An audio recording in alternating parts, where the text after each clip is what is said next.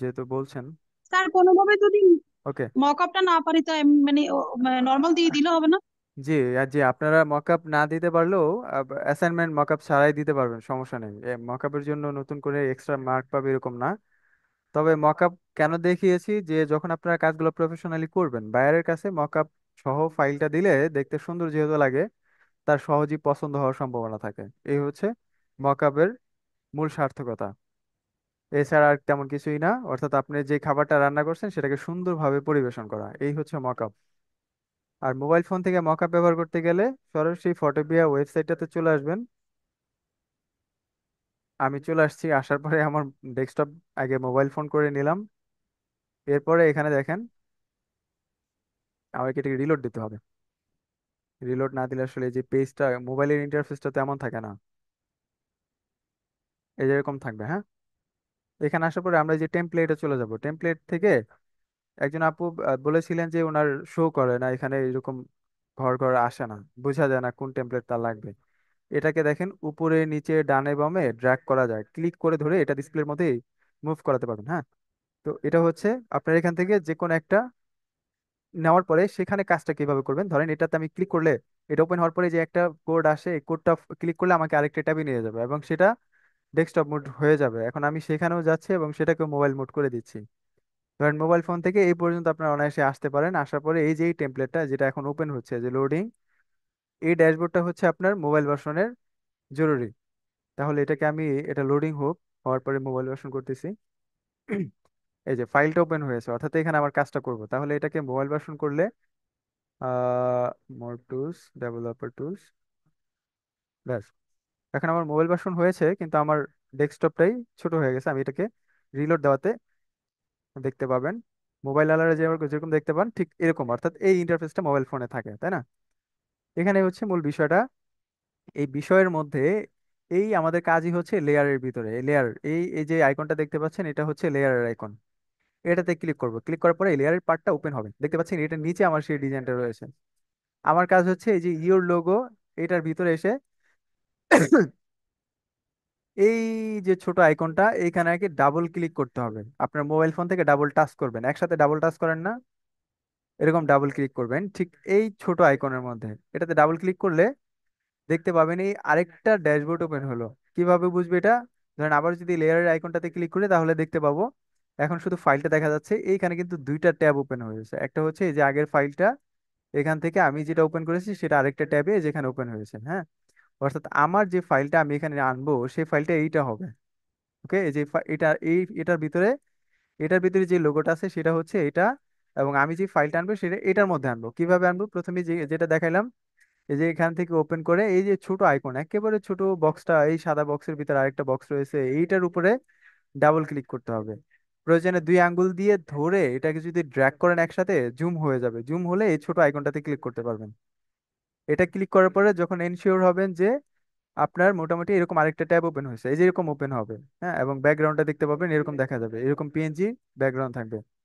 এইখানে থাকা অবস্থাতে আপনি ফাইল অপশনে গেলে আপনি দেখতে পাবেন যে ওপেন অ্যান্ড প্লেস, এই বাটনটা ওপেন হয়েছে এবং এটাতে ক্লিক করলেই আপনার সেই ডিভাইসে নিয়ে যাচ্ছে, হ্যাঁ। এখন কোনো লোগো কি আছে আমার কাছে? তো থাকার কথা, দেখি লোগো পাই কিনা। সেলফ হেল্প অন পেজ, এটাতে নাই। ডিআইজিএফ এখানে থাকার কথা।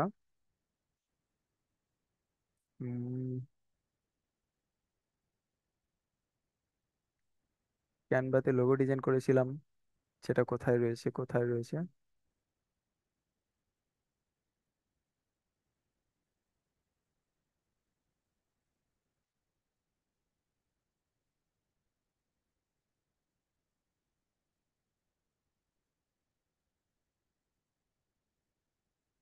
আচ্ছা, এখানে হচ্ছে একটা মুখ, আমি দেখি আপাতত কিছু একটা আনা যায় কিনা।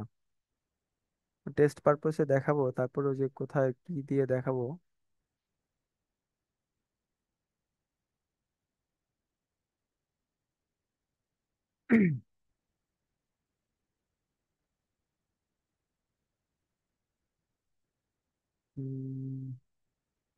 মক আপ বিজনেস কার্ড, একটা লোগো দরকার ছিল, তাই না?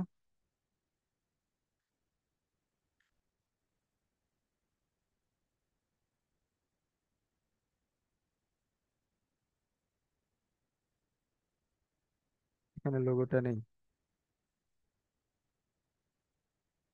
আপনাদের যে লোগোটা ডিজাইন করলাম সেটা কোথায় গেল? এর মধ্যে বিজনেস কার্ড, এটা হচ্ছে video, old file, brochure, business card, product design, video editing. Okay, আচ্ছা পাচ্ছি না, সমস্যা নাই। আমি তাহলে এই লোগোর ভিতরে ধরেন, এটা তো আর বোঝানোর কিছু না, এটা হচ্ছে আপনার সেই ডিজাইন করা লোগোটা নিয়ে আসবেন, সরাসরি এখানে ওপেন করে নিয়ে আসবেন। এর আগে আরেকটা কাজ করতে হবে এখানে। দেখেন আমি যে এই ট্যাবে আসার পরে এই যে এই লেয়ার অপশন থেকে এই যে ট্যাবটা আগে থেকে রয়েছিল গ্রাফিক্স ফ্যামিলি এই যে টাইপের, অর্থাৎ আগের ফাইলটাকে আমার এই যে চোখের আইকনটা ক্লিক করে ওইটাকে হাইড করে দিতে হবে। এটা থাকবে না, আমি নতুন একটা লেয়ার ওপেন করে আমার ফাইলটা এখানে নিয়ে আসলাম, তাই না? এই যেটা, এটা নিয়ে আসছি। এবং এটাকে এই যে যে প্রথমেই এটা কিন্তু একটা বক্স আসছিল, এটাকে ধরে আমার টেনে বড় ছোট করার একটা অপশন ছিল যেটা এখন চলে গেছে। এটাকে যদি এই অফ করে দিই আবার আনি তারপরে হয়তো বাসবে, বা আসতেছে না। এই, এটা চলে গেছে, দরকার নেই। ধরেন আবার যদি আমি এটাকে নিয়ে আসি, আবার প্লেস অ্যান্ড ফাইল এটাতে ক্লিক করে এটা নিয়ে আসলাম, এই হয়ে গেল। এখন যদি দেখেন এই যে যে বাটনগুলো দেখতে পাচ্ছেন, এটা ধরে আমি এটাকে বড় করে দিই। এই, এইটার ভিতরে কাজ করব কিন্তু ফাইলটা সেভ হবে এটার মধ্যে, বোঝা গেল? কাজ করবে এটার ভিতরে কিভাবে? এই লেয়ার অপশন থেকে, যে লেয়ার অপশনটা আমার এখানেও ছিল, এখানেও ছিল, এখান থেকে এই ছোট বক্সে ক্লিক করে আমার নতুন আরেকটা ট্যাব এই বক্সের, এইটা এই ড্যাশবোর্ডের ভিতরে আরেকটা ট্যাব এখানে ওপেন ওপেন হয়েছে। এটার ভিতর থেকে আমি এই যে দেখেন অলরেডি দুইটা নিয়ে আসছিলাম, তাই না? একটা এই যে এডিট করা যায়নি দেখে এটা বাদ দিয়ে আবার আরেকটা নিয়ে আসছি। এবং একবার প্রথম যেটা ছিল সেটা হচ্ছে এই ফাইলটা, এটা দুইটাই আমি হাইড করে রেখেছি। এরপরে এখন যেটা রয়েছে এই অবস্থাতে রেখে এবার আমি ফাইল, সেভ স্মার্ট অবজেক্ট এই বাটনটা দেখতে পারবো, এটা এইটুকু কাজ করতে পারলে এই বাটনটা ওপেন হয়ে যাবে, আসবে। এবার এখানে ক্লিক করলে এই অবজেক্টটা সেভ হয়ে যাবে এবং হয়েও গেছে। এখন যদি এখানে ক্লিক করি আমরা দেখতে পাবো আমার লোগোর জায়গাতে এই আমার বিজনেস কার্ডটা সুন্দরভাবে সেভ হয়ে গেছে। আসলে এখানে লোগো বসানোর কথা ছিল। তো যাই হোক, এই এই কাজটুকু করার পরেই হচ্ছে আপনার এটাকে সরাসরি ডাউনলোড করবেন। এই যে export, export as a click করলে এখানে কোন ফরম্যাট এক্সপোর্ট করবেন, জেপিজি বা পিএনজি, সেটাতে ক্লিক করলে সরাসরি ফাইলটা ডাউনলোড হয়ে যাবে। 100% রেখে এটা সেভে ক্লিক করলে এই যে ফাইলটা যে ডাউনলোড আমার এখানে ডাউনলোড হয়ে গেল। ওকে, এই কাজটা হচ্ছে মোবাইল ফোন থেকে এইভাবে করা যায়, আপনারা করবেন, আশা করছি এবার পারবেন, সমস্যা হবে না। আর রেকর্ডিং যেটা হয়েছে সেটাকে স্টপ করে দেই।